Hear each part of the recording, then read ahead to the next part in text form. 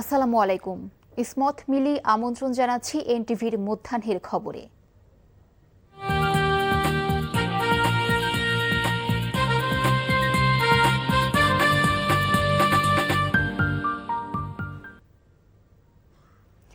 UNESCO মানদণ্ড অনুযায়ী জাতীয় বাজেটের 4 থেকে 6% শিক্ষা খাতে বরাদ্দের কথা বলা হলেও বাংলাদেশে তা প্রকৃতপক্ষে 2%-এরও কম। আবার যা বরাদ্দ রাখা হয় তার বেশিরভাগই ব্যয় করা হয় অবকাঠামো নির্মাণ ও শিক্ষক কর্মচারীদের বেতন ভাতার পেছনে। শিক্ষাবিদ ও গবেষকরা বলছেন, শিক্ষা খাতে মোট বাজেটের কমপক্ষে 2.5% বরাদ্দ থাকা উচিত। পাশাপাশি শিক্ষকদের প্রশিক্ষণ, গবেষণা ও তথ্য প্রযুক্তির সুবিধা নিশ্চিত করা জরুরি। এছাড়া কর্মমুখী ও কারিগরি শিক্ষার প্রতি জোর দেওয়ার তাগিদ দিয়েছেন তারা। বিস্তারিত উবাইদুল্লাহ মামুনের রিপোর্টে। বাংলাদেশে প্রতি বছর হাজার হাজার গ্রাজুয়েট তৈরি হচ্ছে, কিন্তু মানসম্পন্ন শিক্ষার অভাবে তারা দক্ষ জনশক্তিতে রূপান্তরিত হচ্ছে না। ফলে দিনকে দিন শিক্ষিত বেকার তরুণের পাল্লা ভারী হচ্ছে। শিক্ষাবিদদের মতে, মানসম্মত শিক্ষার অভাবের অন্যতম কারণ মানসম্মত শিক্ষকের অভাব। শিক্ষকদের প্রশিক্ষণ, তথ্য প্রযুক্তির ব্যবহার প্রান্তিক পর্যায়ে পৌঁছানো, শিক্ষার্থীদের প্রতিষ্ঠানমুখী করতে স্কুল ফিডিং সহ প্রণোদনা প্রদান, শিক্ষকদের সম্মানজনক বেতন ভাতা প্রদান এবং নৈতিক শিক্ষা ও কারিগরি শিক্ষার সমন্বয়ে শিক্ষা ব্যবস্থা প্রণয়নের কথা বলছেন শিক্ষাবিদ ও গবেষকরা। আমরা আশা করি যে 5% যাবে, হয়তো প্রথমবারই পারবে না যে 5%, কিন্তু 5% বরাদ্দ দিবে এই মানসিকতা থেকে তারা কাজ করা লাগবে। বাজেটে বরাদ্দগুলো সেভাবে রাখা লাগবে। আরেকটা গুরুত্বপূর্ণ জিনিস, এখানে বরাদ্দ রাখলেই হবে না, আমি বরাদ্দটা কোথায় ব্যয় করব, এই ব্যয়ের খাতগুলো আমাদের চিহ্নিত করা দরকার। ইউনেস্কো সিগনেটারি হিসেবে 4 to 6% আমাদের জিডিপির খরচ করার কথা, অথবা বাজেটের 20% করার কথা, কিন্তু আমরা ট্রেডিশনালি দেখছি অ্যারাউন্ড 12%-এর মতো বাজেটের শিক্ষা খাতে খরচ হয়।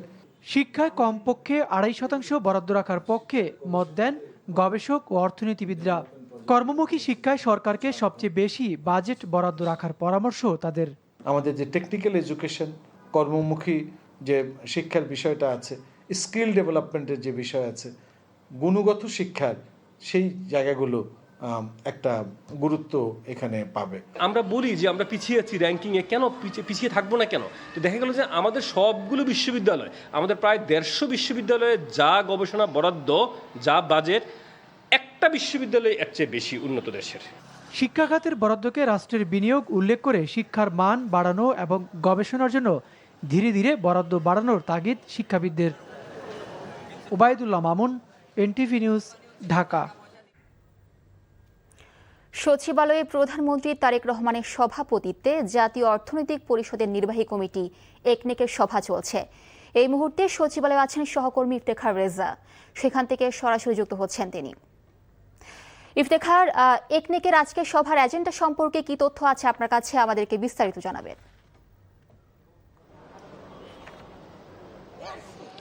প্রধানমন্ত্রী তারেক রহমানের সভাপতিত্বে এই সরকারের ৪র্থতম একনেক সভা আজকে সকাল 10টায় বসেছে এবং সচিবালয়ের যে সম্মেলন কক্ষ মূলত সভা বসেছে। এবং আমরা আপনাকে জানিয়ে রাখতে চাই যে সকাল 10টা থেকে শুরু হয় এই একনেক সভায় আজকে নতুন ও সংশোধিত মিলিয়ে এখন পর্যন্ত আমরা জানতে পেরেছি মোট 12টি প্রকল্প তোলা হবে। এর মধ্যে অবকাঠামো উন্নয়ন, পানি সম্পদ ব্যবস্থাপনা, স্বাস্থ্যসেবা, তথ্য প্রযুক্তি, স্থানীয় সরকার, বিদ্যুৎ, জ্বালানি, সামাজিক নিরাপত্তা খাতকে গুরুত্ব দিয়ে প্রকল্পগুলো প্রস্তুত করেছে সংশ্লিষ্ট মন্ত্রণালয় ও বিভাগ।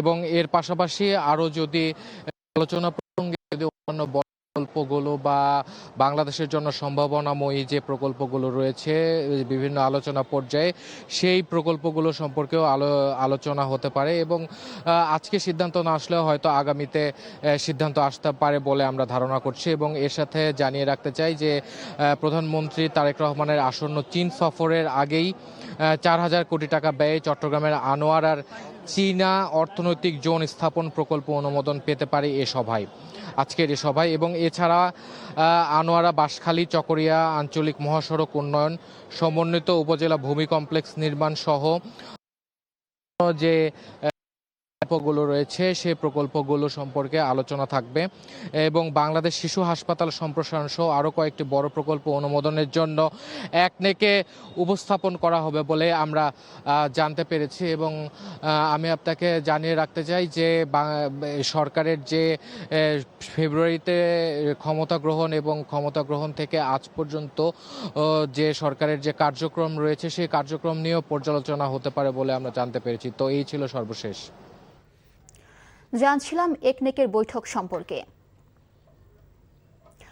ভারতের রাজধানী নয়াদিল্লিতে বাংলাদেশ ও ভারতের সীমান্তরক্ষী বাহিনীর শীর্ষ পর্যায়ের বৈঠক শুরু হয়েছে। সোমবার এই বৈঠক শুরু হয়েছে, যা চলবে আগামী বৃহস্পতিবার পর্যন্ত। এটি বিজিবি বিএসএফ মহাপরিচালক পর্যায়ের 57তম সম্মেলন। সোমবার দিল্লিতে পৌঁছে বর্ডার গার্ড বাংলাদেশ বিজিবির প্রধান মেজর জেনারেল মোহাম্মদ আশরাফুজ্জামানের নেতৃত্বাধীন বিজিবির প্রতিনিধি দল। বিমানবন্দরে তাকে স্বাগত জানাতে উপস্থিত ছিলেন বিএসএফ এর ডিজি প্রবীণ কুমার এবং বাহিনীর উচ্চপদস্থ কর্মকর্তারা।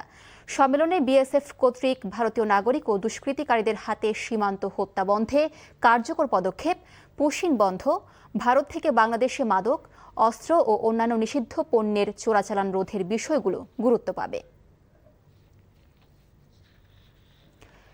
দেশের বিভিন্ন সীমান্ত দিয়ে গত কয়েকদিন ধরে ভারতীয় নাগরিকদের অবৈধভাবে বাংলাদেশে পুশিন করার চেষ্টা ব্যর্থ করে দিয়েছে বিজিবি ও স্থানীয় জনতা। এই বিষয়ে জানতে এখন যাচ্ছি চাঁপাইনবাবগঞ্জে। সেখানে আছেন আমাদের স্টাফ করেসপন্ডেন্ট মুহিদুল হুদা অলোক। সরাসরি চলে যাচ্ছি তার কাছে। অলোক, সীমান্ত দিয়ে ভারতীয় নাগরিক পুশিন নিয়ে আজকের কি তথ্য আছে আপনার কাছে এবং বিজিবি কি বলছেন?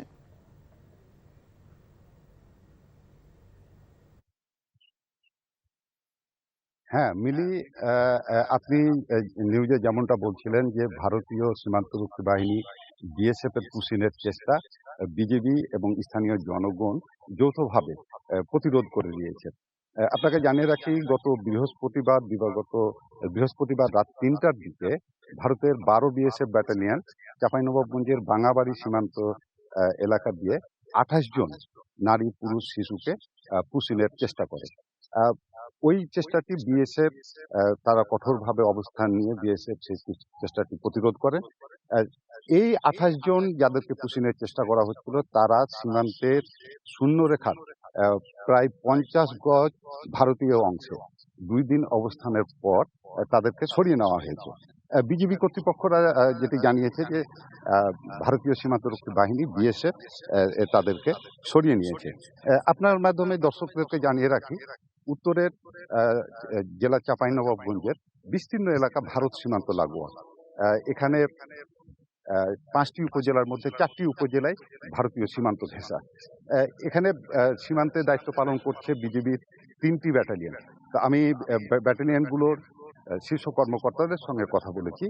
চাঁপাইনবাবগঞ্জের যে বিস্তীর্ণ সীমান্ত এলাকা তার মধ্যে প্রায় 25 কিলোমিটারের অধিক এলাকায় কাঁটাতারের বেড়া নেই, আর 12 কিলোমিটার হচ্ছে নদীপথ।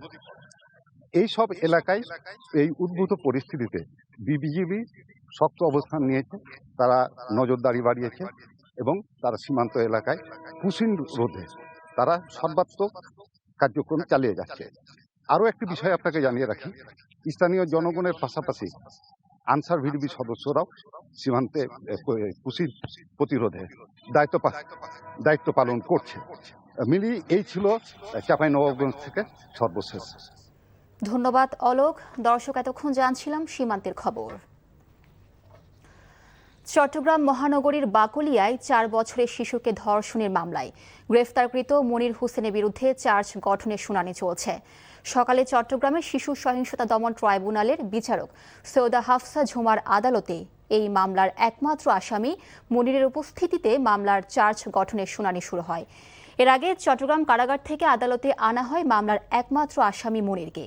গত 21 মে মহানগরীর বাকলিয়ার চেয়ারম্যান ঘাটা এলাকায় 4 বছরের এই শিশুকে ধর্ষণের ঘটনা ঘটে। ওই দিন বিকেলে অভিযুক্ত মনির হোসেনকে আটক করে পুলিশ। পরে 22 মে শিশুটির বাবা বাদী হয়ে মনির হোসেনকে আসামি করে বাকলিয়া থানায় মামলা দায়ের করেন। পরে ঘটনার দায় স্বীকার করে আদালতে স্বীকারোক্তিমূলক জবানবন্দি দেয় গ্রেফতারকৃত আসামি মনির। ঘটনার 13 দিনের মাথায় গত 4 জুন আদালতে অভিযোগপত্র জমা দেয় পুলিশ। ফুটবলকে আরও গতিশীল বর্ণবাদমুক্ত করতে আসন্ন 2026 বিশ্বকাপে বেশ কিছু নতুন নিয়মের ব্যবহার করতে যাচ্ছে ফিফা। প্রতিপক্ষের সঙ্গে মুখ ঢেকে কথা বললে এবং তা সংঘাতপূর্ণ মনে হলে সেক্ষেত্রে রেফারিদের কার্ড দেওয়ার ক্ষমতা দিতে যাচ্ছে ফুটবল নিয়ন্ত্রক সংস্থাটি। এছাড়াও বাড়ানো হয়েছে ভার্চুয়াল অ্যাসিস্ট্যান্ট রেফারি ভিআরের ক্ষমতা। নিলয় মজুমদারের ডেস্ক রিপোর্ট। 2018 বিশ্বকাপে ভিএআর ও 2022 সালে সেমি অটোমেটেড অফসাইড টেকনোলজির ব্যবহার বদলে দিয়েছে ফুটবলকে। উত্তর আমেরিকার বিশ্বকাপও এর ব্যতিক্রম হচ্ছে না। বিশ্বকাপ শুরুর আগ মুহূর্তে বেশ কিছু নতুন নিয়মের কথা জানিয়েছে ফিফা।